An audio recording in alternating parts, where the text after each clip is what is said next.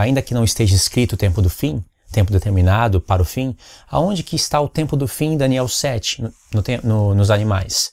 O tempo do fim está no tempo dos 10 chifres, aonde o chifre pequeno se levanta, faz guerra contra o povo santo durante 3 tempos e meio, somente isso, e depois vem o ancião de dias. Vem com olhos como chama de fogo, claro, ele viu o seu povo sofrendo, claro que ele vai ficar irado, e derrama a ira dele, naquele tempo. Então veja que Isaías 10 e 11 está tratando do tempo dos pés da estátua e dos 10 chifres da besta, do tempo da ira de Deus, do tempo da grande tribulação. Agora veja que o tempo que Paulo escrevia a carta dele, você vê que ele aplicou esse verso 4, esse verso aqui, eu vou limpar, eu vou mostrar aqui esse verso, ele aplicou esse texto aqui em 2 Tessalonicenses capítulo 2, mas não quer dizer que ele desconhecia todo o contexto, não é verdade? Não quer dizer que ele desconhecia todo esse contexto aqui, ó. Quando ele usou esse texto aqui. Deu para entender? Então Paulo sabia que o Império Romano ele teria que se dividir, porque o Império Romano está representado nas pernas de ferro. Visualiza aí a estátua que está aparecendo aí. O Império Romano está representado nas pernas de ferro, mas são 2 pernas. Isso quer dizer que o Império Romano haveria de se dividir. E não é só o Império Romano que iria exercer ali o tempo das pernas de ferro, mas ele teria que se dividir. E por que ele teria que se dividir? Porque para fazer sentido a estátua, são 2 pernas de ferro. Paulo olhava para os braços da estátua, olha para os braços da estátua. São 2, os medos e os persas. Em Daniel 8 explica, será um reino dividido, por isso 2 braços. E de fato a história comprova isso. O Império Romano se dividiu. Vocês devem conhecer a história com Constantino. O Império Romano Ocidental estava se enfraquecendo, demorou mais ou menos 100 anos para cair, mas antes disso, Constantino foi e fez a expansão do reino de Roma para o Oriente. Ele conquistou uma cidade e colocou o nome dela de Constantinopla, seu próprio nome, Constantinopla. E essa cidade passou a ser o Império Bizantino, que depois caiu para os Impérios Otomanos, para o Império Otomano. Entendeu? Então, tudo isso tinha que acontecer. Para depois de tudo isso, né, fora que eu estou resumindo muita coisa, chegar nos pés, aonde barro começa a se misturar com ferro.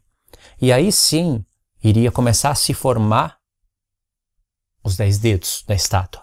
Vocês sabem que o Império Otomano conquistou o Império Bizantino e depois, por causa da Primeira Guerra Mundial, o Império Otomano se enfraqueceu e caiu, se desmanchou. Houve a partilha do Império Otomano, que é hoje mais ou menos aquelas nações que estão ao redor de Jerusalém.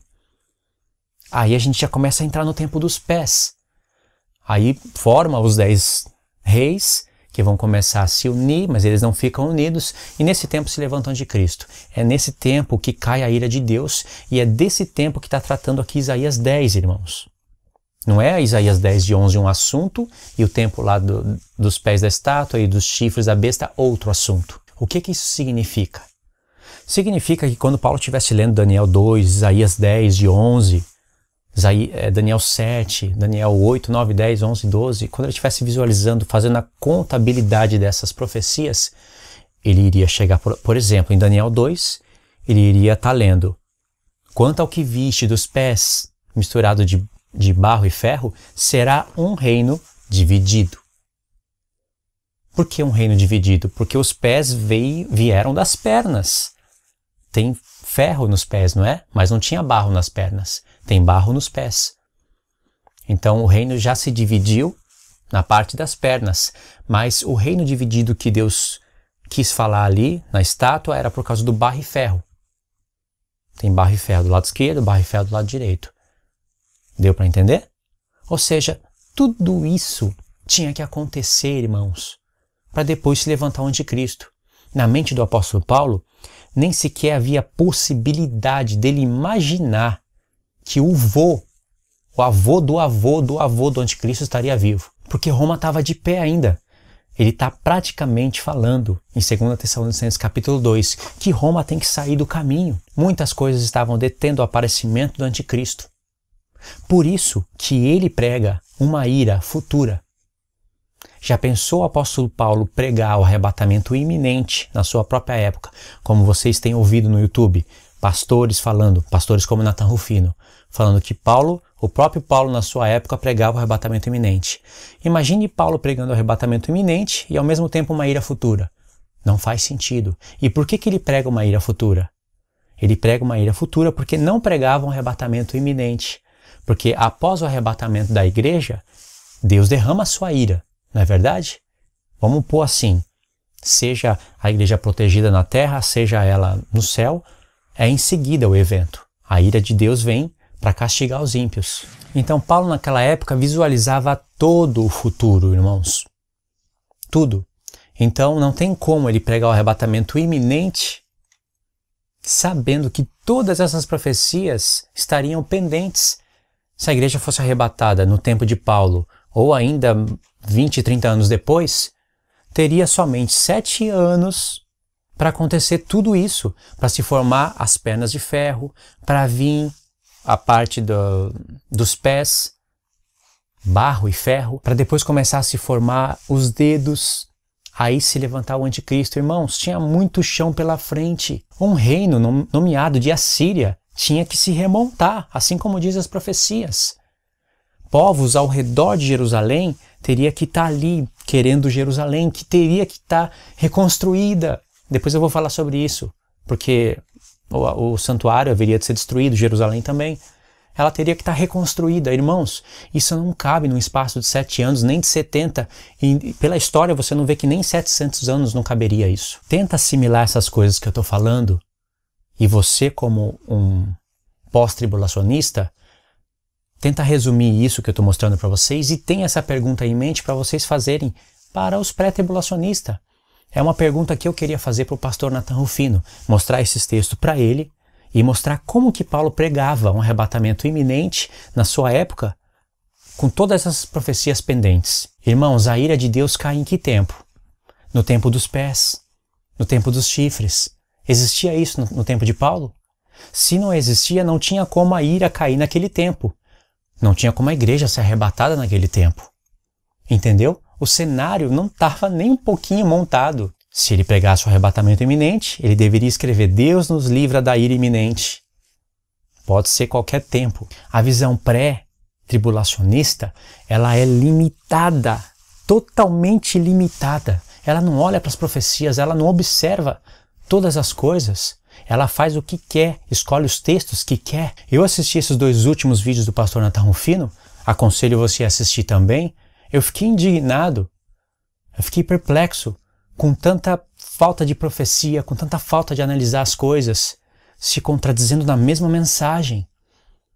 Tanta brincadeira, tantos sarcasmos, mas não olha para as profecias, toda a profecia. Como que eu, como um pré-tribulacionista, eu conheço a mente de um pré-tribulacionista, os textos que eles usam, o pensamento deles, o porquê do porquê, eu conheço. Como que eu, como um pré-tribulacionista, iria falar que Paulo pregava o arrebatamento iminente com esses textos aqui na minha cara? Percebe-se que um pré-tribulacionista, por mais estudioso que seja, ele não usa os 10 dedos da estátua, os 10 chifres da besta, Isaías 10 e 11 com Isaías 14, Zacarias 14, e faz a linha do tempo e pensa no tempo de Paulo. Da onde Paulo tira a ira futura, o dia do Senhor, a vinda de Cristo? Dos profetas. Então aqui, irmãos, você aprendeu que Isaías 10 e 11 está falando do tempo da ira, grande tribulação, ira futura, está falando do último reino, do anticristo. A prova disso é o texto de Isaías 11, verso 4, que ele colocou em 2 Tessalonicenses capítulo 2, ao falar do chifre pequeno, ao falar do anticristo, do homem do pecado. Então não é só porque não está escrito Assíria em 2 Tessalonicenses capítulo 2, que não quer dizer que ele está falando da Assíria, por causa do texto que ele usou. Assim como não está escrito chifre pequeno em 2 Tessalonicenses capítulo 2, mas ele está falando do chifre pequeno. Não está escrito chifre pequeno no Novo Testamento, mas João, quando fala anticristo, está falando daquele homem do pecado, do chifre pequeno. Paulo usa a expressão homem do pecado, está falando do chifre pequeno, do reino da besta. A palavra besta não está no Novo Testamento, mas Paulo, João, falam a respeito do reino, desse último reino. E para finalizar esse vídeo, porque vai ter continuação, Você pergunta para mim, Luiz, você é pré-tribulacionista? Sou. Por quê? Porque faz sentido, né? Todos os pingos vai no i, tudo começa a fazer sentido. Os textos, as profecias. Eu falo isso para você. Aí você fala para mim, Luiz, você acredita que o general Tito destruiu Jerusalém e o santuário no ano 70? Eu falo, acredito. Jesus falou sobre isso, não ficará pedra sobre pedra que não seja derrubada. Veja que esse é o meu argumento, pré-tribulacionista. Aí você chega para mim e fala, Luiz, você acredita que o anticristo vai ir contra Jerusalém, que vai ter o templo? Eu falo, acredito, claro que eu acredito, tá? Profecia, né? Gog, Magog, se direciona contra Jerusalém, Paulo fala disso, se assenta no santuário de Deus, e tem textos lá em Sofonias que fala que o homem poderoso clamará lá da porta do peixe. Isso porta do peixe é santuário. Aí você pega o meu próprio argumento e fala, Luiz, como que você prega o arrebatamento iminente e diz que Paulo pregava o arrebatamento iminente, sendo que Jerusalém estava de pé no tempo de Paulo? Ela teria que ser destruída, segundo Daniel 9. Ela, o santuário, todos teriam que ser cativos, como Jesus falou, vocês vão ser cativos. Jerusalém teria que ser reconstruída. Santuário reconstruído. Para depois ficar o cenário ali para o anticristo. Ou seja, como que você prega um arrebatamento iminente e afirma que Paulo pregava o arrebatamento iminente dessa forma? Se a igreja fosse arrebatada naquele tempo, Paulo não conhecia as profecias? Somente em 7 anos de grande tribulação, 7 anos, grande tribulação, meu Senhor. 7 anos, somente em 7 anos, o santuário seria destruído, Jerusalém seria destruída, eles seriam cativos, aí depois o santuário seria reconstruído. Tudo isso em 7 anos? Teria cabimento uma coisa dessa? O que eu, como pré-tribulacionista, vou falar para você? Sendo que o meu argumento é que o santuário foi destruído no ano 70, Jerusalém também, o anticristo vai vir contra o santuário de Deus. Tudo bem, a igreja foi arrebatada, mas tem que estar tudo reconstruído. Mas Paulo pregava o arrebatamento iminente, com o santuário de pé. Tudo isso caberia naquela época, irmãos? E teria que alinhar isso que eu falei para vocês, que eu não li texto, né? Quem entendeu, entendeu. Quem não entendeu, depois eu explico melhor. Tem que alinhar tudo isso com o assunto que eu falei, no início, no meio do vídeo. Vocês veem que isso não bate. Arrebatamento iminente, Paulo pregando arrebatamento iminente, ainda hoje não tem como a gente pregar arrebatamento iminente, tem profecias pendentes.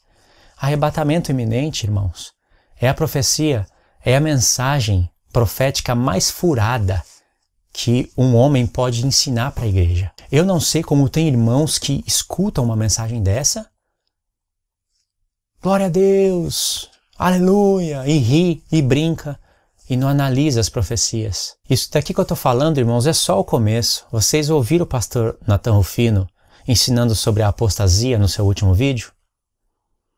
Irmãos, aquilo ali é um erro tão grande, mas tão grande. Eu vou mostrar para vocês nos próximos vídeos. Eu já falei sobre a palavra apostasia, mas como ele insiste nisso, e tem irmãos que acreditam nisso, por incrível que pareça, e vou mostrar para vocês qual é o caminho que o pastor Rufino trilhou para tentar associar a palavra apostasia com a palavra episteme. Não tem nada a ver uma coisa com a outra. Eu vou mostrar onde foi que ele se confundiu, sem contar, ou melhor, contando as partes que ele anulou tudo isso que eu falei.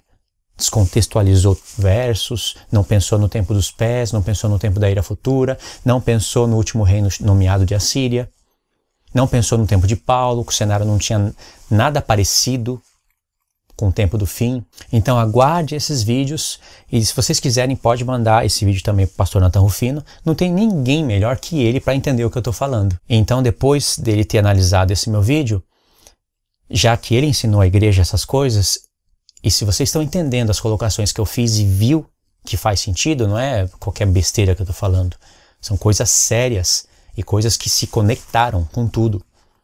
Se você entendeu o que eu estou falando, né, tem que assimilar. Tá certo que eu não li todos os textos, mas Isaías 10:11 foi certinho com o tempo dos pés da estátua, com o tempo dos 10 chifres.